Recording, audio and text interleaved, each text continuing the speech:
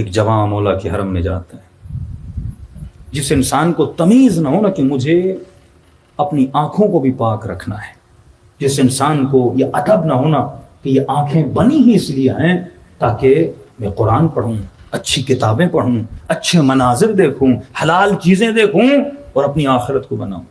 لیکن جس وجود میں تمیز نہ ہو، وہ وجود اگر مجلس میں بھی ہو تو گناہ کرے گا، وہ جلوس میں بھی جائے تو لوگوں کے ناموس کو دیکھے گا، وہ کربلا بھی چلا جائے تو حرکتوں سے باز نہیں آئے گا، کیونکہ اس نے آنکھوں کی خوراک وہ بنائی ہے. کیونکہ دیکھیے جس طرح ہر چیز کا نشہ ہوتا ہے نا، نشہ کب بنتا ہے؟ جب ریپیٹڈلی ایک چیز کو یوز کرتے ہو نشہ بن جاتا ہے. وہ چائے ہو نشہ بن جائے گا، سگریٹ ہو نشے میں بدل جائے گا، گٹکا ہو نشے میں بدل جائے گا. اسی طرح سب سے زیادہ جو چیز تم آنکھوں سے دیکھتے ہو وہ تمہارا کیا بن جائے گا؟ نشہ بن جائے گا. اب آٹومیٹیکلی تمہیں طلب ہوگی، وہ چیز تمہیں چاہیے. اگر آنکھوں کو گندی چیزوں کی دیکھنے کی عادت ہے، جب تک وہ گندگی نہیں دیکھو گے تب تک تمہیں سکون نہیں ملے گا. لیکن اگر تم نے آنکھوں کو عادت دلائی صرف حسین کا روزہ دیکھیں، صرف نہج البلاغہ پڑھیں، صحیفے سجادیہ پڑھیں، اچھی چیزیں پڑھیں، تو آنکھوں کو اچھی چیزوں کی عادت ہو جائے گی. لیکن جس انسان کی یہ تربیت نہ ہو، کیونکہ تربیت ولایت عملی کے ذریعے ہوتی ہے. آج ہماری مجلسیں صرف ولایت نظری پہ رکھی ہوئی ہیں، ابھی تک مرحلے ولایت عملی میں داخل نہیں ہوئے. یہ جوان جب تک آنکھوں کو پاک نہیں کرے گا، یہ کیسے امام زمانہ کی زیارت کرے؟ جو آنکھ نجس ہے وہ کبھی بھی انما یرید اللہ والے وجود کو دیکھ نہیں سکتی.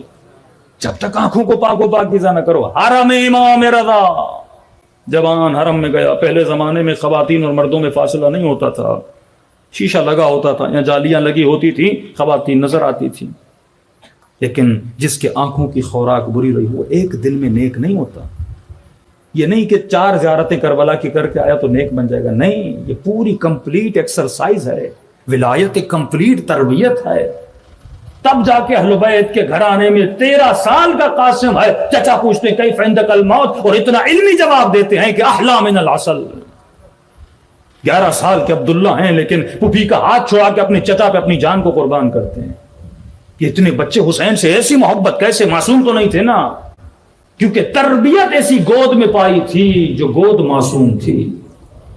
ہاں، جب انسان ایسے بچوں کو بڑا کرتا ہے پھر فخر کرتا ہے ایسی اولاد پر کہ میں نے اپنی اولاد کی ایسی تربیت کی. اسے تمیز دیتا ہے کہ میرے لال تجھے سفرے سے ہر چیز نہیں اٹھانی، وہ چیز اٹھانی ہے جس کی شریعت نے اجازت دی ہے. تجھے اپنی آنکھوں سے ہر منظر کو نہیں دیکھنا، وہ چیز دیکھنی ہے جس کی اجازت تمہارے امام نے دی ہے. حرم امام رضا میں جاتا ہے، کیا دیکھتا ہے کہ خواتین زیارت کر رہی تھی، خاتون پہ اس کی نگاہ پڑ جاتی. جب آنکھیں نجس ہوں تو وہیں رکتی ہیں جہاں کو عادت ہے ان آنکھوں کو دیکھنے کی. آنکھیں رک گئی ایک خاتون پر، اور صرف رکی نہیں، اس نے دیکھا بھی، دیکھنے کے بعد مسکرایا بھی.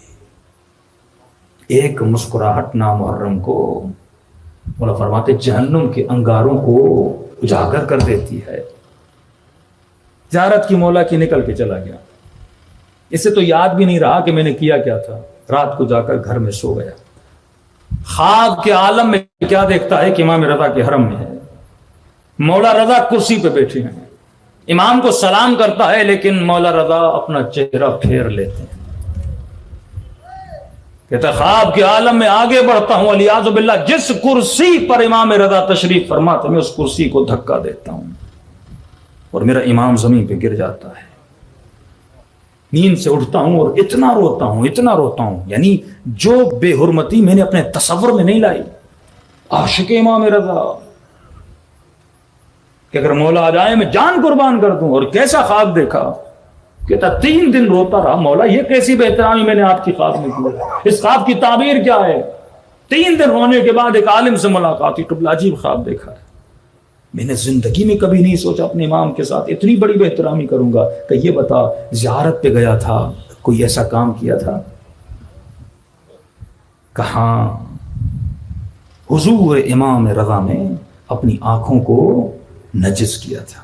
کہ امام تجھے پیغام دینا چاہتے ہیں، جب تو ہمارے حضور میں ایسا کام کرتا ہے تو یہ اس تکلیف کے برابر ہے جیسے تو اپنے امام کو دھکا دیتا ہے.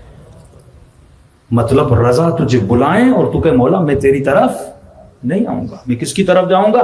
شیطان کی طرف جاؤں گا. تو فرما اے جوان، کیا تمہارا عقیدہ نہیں ہے کہ امام زمانہ حاضر ہیں، ہمیں دیکھ رہے ہیں؟ تو کیسے امام زمانہ کے حضور میں گناہ کر سکتا؟